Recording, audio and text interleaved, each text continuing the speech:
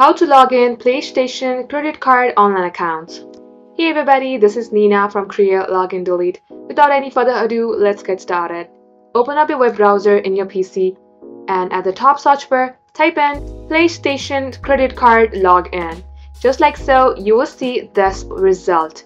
Go ahead and click open the link. Once done, you will land onto its official website.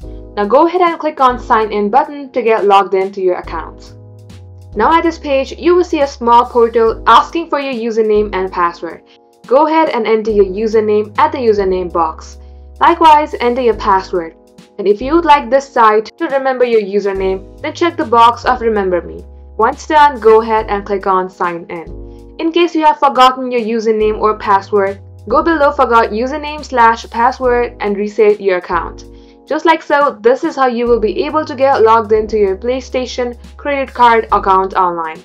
Thank you for watching and do like and subscribe to never miss an update from us.